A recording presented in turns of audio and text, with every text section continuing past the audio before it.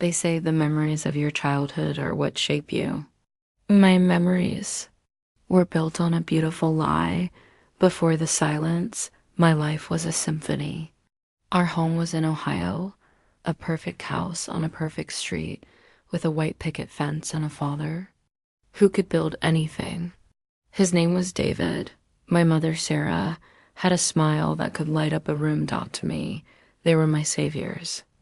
The loving couple who adopted a nameless baby and gave her the world. I was their princess. Their love was the air I breathed, the ground beneath my feet. I was their miracle, their precious, cherished gift.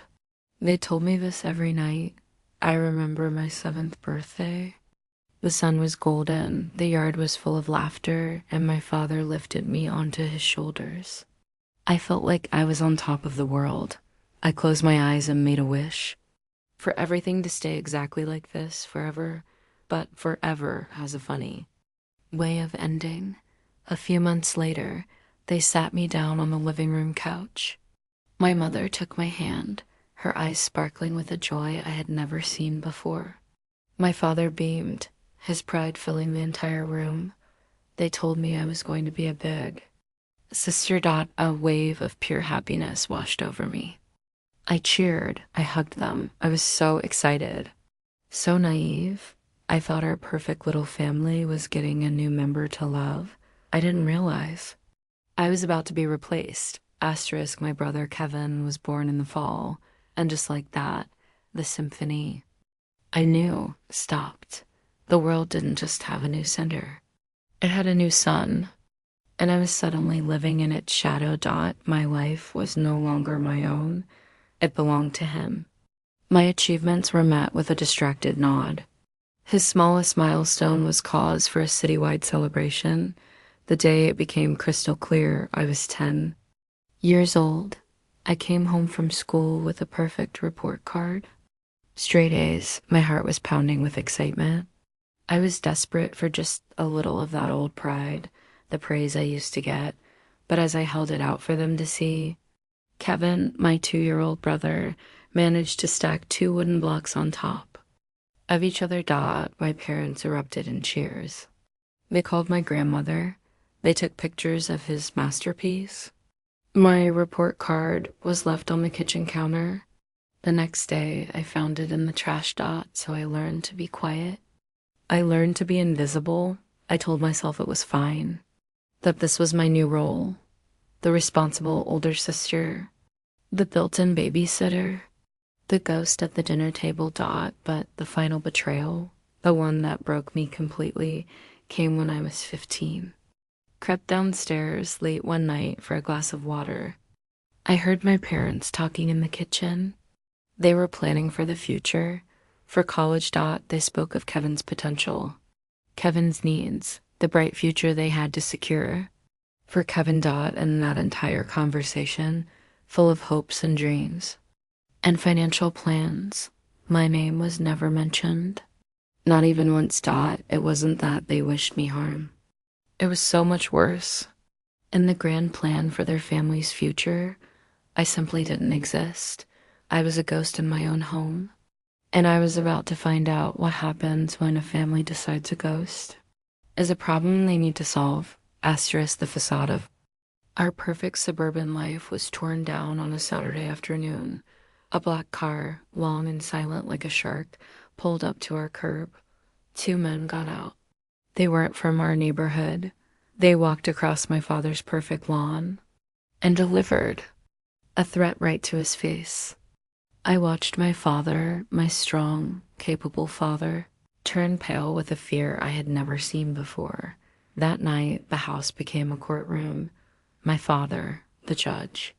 My brother, the accused. The truth finally came out. It wasn't online investments. It was gambling. A $50,000 debt to very dangerous people. And in that moment, I watched the masks of my loving parents fall away. My father's rage wasn't for his son's moral failing. It was for his own wounded pride. My mother's tears weren't for Kevin's safety. They were for her own reputation. What will the neighbors think? She sobbed over and over. That was her only concern. They scrambled for solutions. They talked of selling jewelry, emptying their retirement accounts, taking a second mortgage on the house. It wasn't enough. They were trapped in a cage of their own making, and in their desperation, a new plan was born.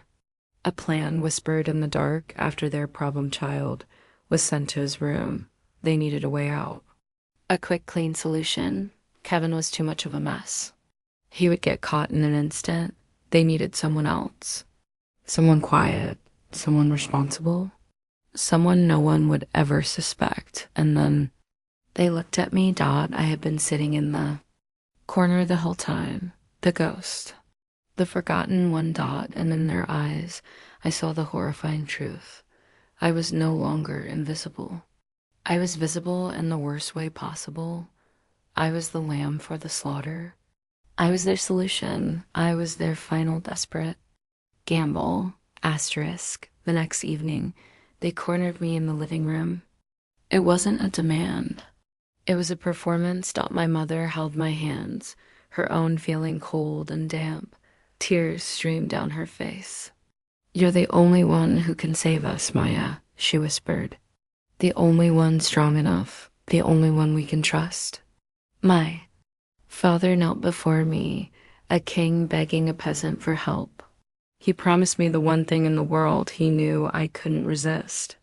"Do this one thing for us," he said, his voice thick with a sincerity he didn't feel. "You drive a package to Chicago, in and out, and then everything goes back to the way it was. I swear it, Maya, we'll be a family again, the real family we used to be, the real family." Before Kevin, before the shadows. My mind screamed at me. "It's a lie, it's a crime, run," but my heart, my stupid, broken 15-year-old heart, wanted to believe him so badly. It was a foolish hope, a single flickering candle in a hurricane. But it was all I had left, Dot, so I said yes. I agreed to become their criminal. All for the hollow promise of a love I should have known was already dead. They gave me a shoebox. It was heavy and sealed tight with packing tape. "Don't ask questions and don't look inside," they said. The drive to Chicago was 4 hours of pure terror. Every pair of headlights in my rearview mirror was the police. Every mile marker on the highway was a tick of a clock, counting down to my own ruin. My hands were slick with sweat on the steering wheel, but I kept driving. Pushing down the rising panic, clinging to that one fragile hope. I was an hour away from the drop-off. I started to let myself believe that maybe, just maybe, I could do this, that my father had told the truth. And that's when I saw them, flashing lights. Red and blue, slicing through the darkness behind me, gaining on me, Dot. They were coming for me. Asterisk. My world dissolved into flashing red and blue lights. A voice on a loudspeaker boomed through the night, ordering me to pull over.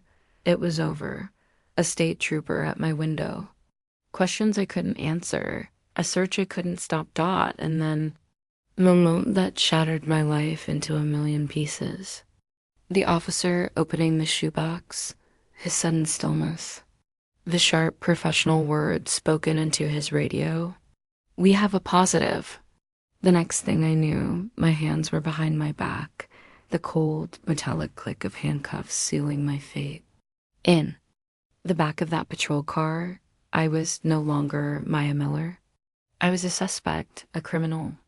A drug mule. In a small gray room at the police station, they gave me one phone call. One last thread of hope to cling to, Dot. My hands trembled as I dialed the number for home. My father answered. "Dad?"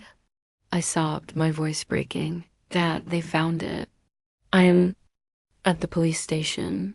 You have to help me, you promised." His voice was a stranger's, cold, hard, unforgiving. "I don't know what you're talking about," he said, and then he hung up. Betrayal was a blur, but I remember their faces perfectly. My parents, David and Sarah, sitting in the front row.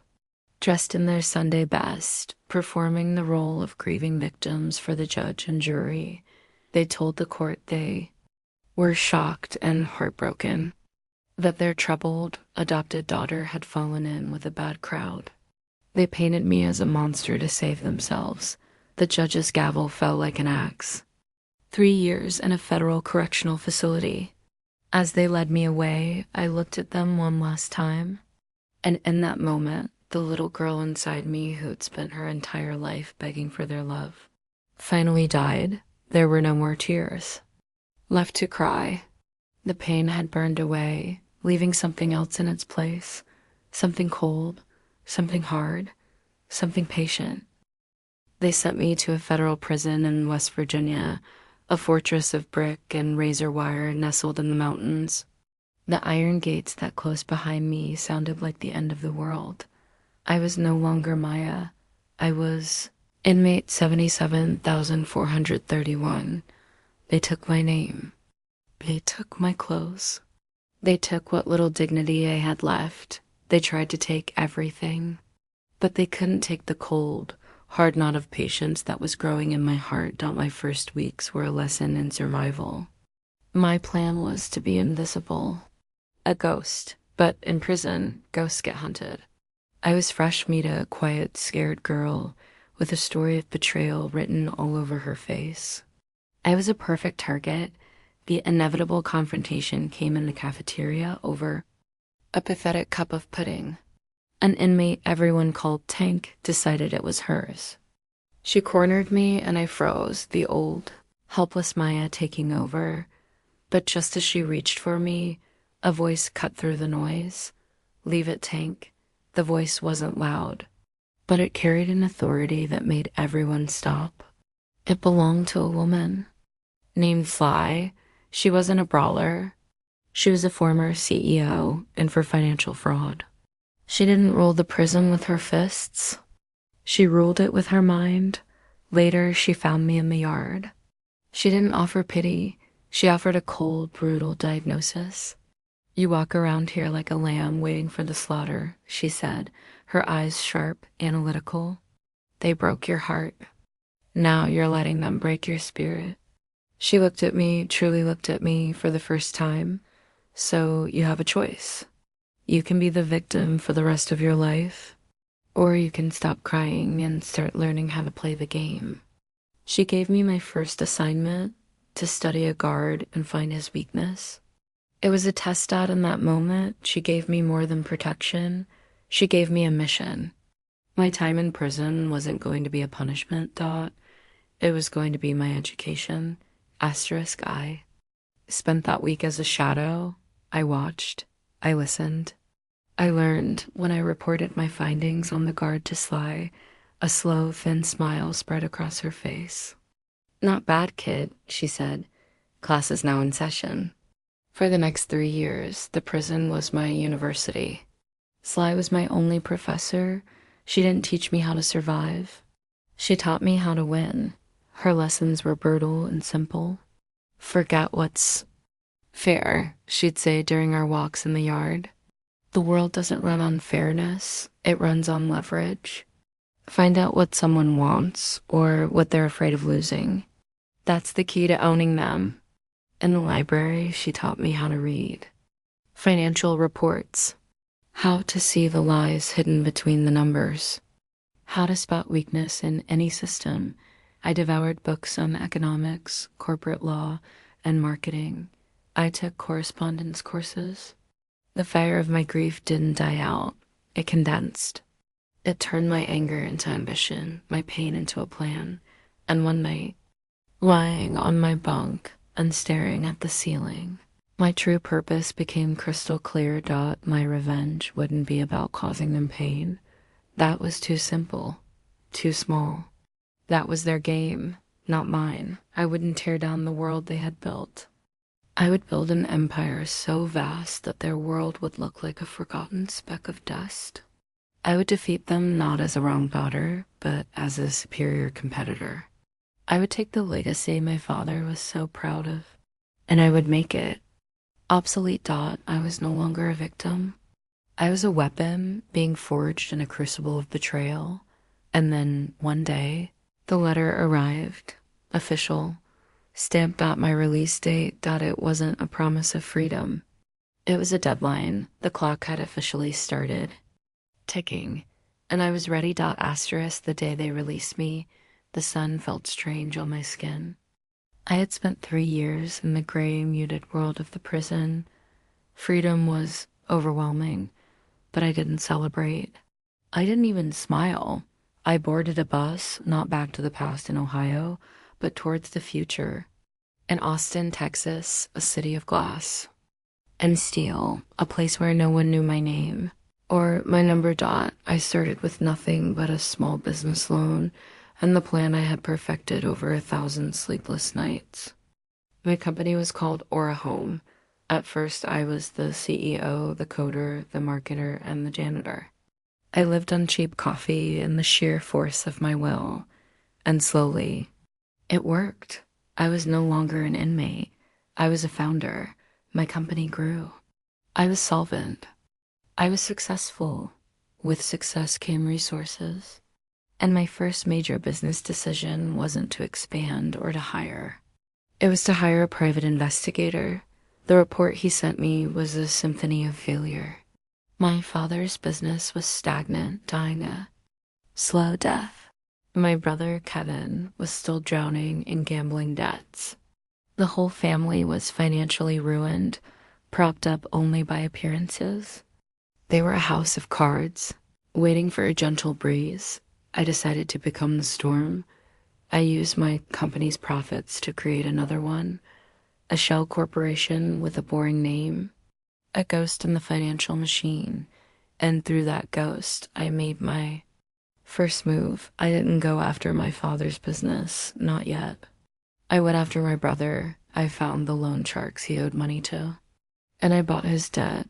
With a clean, untraceable wire transfer, I became his sole creditor. My brother, the golden child they sacrificed me for, now owed everything to me. He had no idea. They had no idea. They had forgotten all about the ghost they created, but the ghost was back. And this time, I was the one holding all the cards. Asterisk, the siege began in the dead of winter. I launched my attack on 2 fronts. The first was business. Aura Home announced a new division, Smart Renovations, targeting my father's home turf in Ohio. We were sleek, modern, and efficient. We offered virtual reality mock-ups and transparent online pricing. We were everything his old-fashioned company was not. I didn't just compete with him. I made him obsolete. I targeted his oldest, most loyal clients. I didn't just offer them a better price. I offered them the future. One by one, they left him. His precious legacy was bleeding out, and he didn't even know who was holding the knife. The second front was personal. My shell company began its formal collection process against my brother. There were no thuggish phone calls, just cold, official legal notices, letters from lawyers, threats of wage garnishment and asset levies. The foe crushing, inescapable weight of the law. Kevin, who had been shielded from consequences his entire life, had nowhere left to run. The pressure worked perfectly. The perfect family portrait shattered into a million pieces. I had my sources. I heard all about the screaming matches that echoed through the house on Maple Street. My father blaming my brother's debts for ruining his business. My mother screaming at my father for his failures. They weren't a family anymore. They were 3 drowning rats in a cage, tearing each other apart. Finally, they were broken, defeated. They went to their lawyer, looking for any way out, and he gave them one last desperate thread of hope. There's a company, he told them, a new powerhouse out of Austin called Aura Home. They're expanding. Maybe they'll buy your assets for pennies on the dollar. They didn't see the irony. They didn't see the trap that had been years in the making. They just saw a lifeline. My father, his voice hollow with defeat, told the lawyer to set up the meeting. They were coming to Austin. They were coming to me, dot. They were about to beg the ghosts they created to buy the ruins of their lives. Asterisk, I watched them on the security feed as they walked into my building. They looked so small, so old, defeated. They were led to my office on the top floor, the one with the panoramic view of the entire city. They sat down, two mice in a lion's den, waiting to meet the CEO of the company that had systematically destroyed them. My assistant closed the door, leaving us alone. I let them wait in the silence for a long moment. Then I swiveled my chair around to face them. The look in their eyes was something I would cherish for the rest of my life. First, confusion, then a dawning, horrified comprehension, and finally, pure, absolute terror. The ghost they had created was sitting on a throne at the head of their execution. Sarah gasped my name. David just stared, his face slack with disbelief. I didn't let them speak. It was my turn now. I've reviewed your proposal, I said, my voice perfectly calm, perfectly level. It's rejected. I let the words hang in the air. Your business is worthless to me, and as for your son, my other company will be collecting the debt he owes. In full, the legal process has already begun. My father finally found his voice. A dry, cracking whisper. Maya, why? I stood up and walked to the window, looking out at the empire I had built. You were always so concerned with your legacy, David, I said, using his name like a blade, about what you would leave for your son. But a legacy isn't something you're given. It's something you build. I turned back to face them, too broken. Strangers in my world, you threw me away. You left me for dead. And from the ashes of the life you burned down, I built all of this. I gestured to the office, the city, the future. This is my legacy. I stood tall as they were escorted out of my office, out of my building, and out of my life forever. I didn't watch them go. I didn't feel a rush of triumphant joy. I didn't feel vengeful glee. I felt quiet, a profound, echoing silence. The noise of the past, the pain, the anger, the desperate yearning for a love that was never real, was finally gone. They thought they could break me, but they idea in single quotes they forged me, and now I was finally truly free.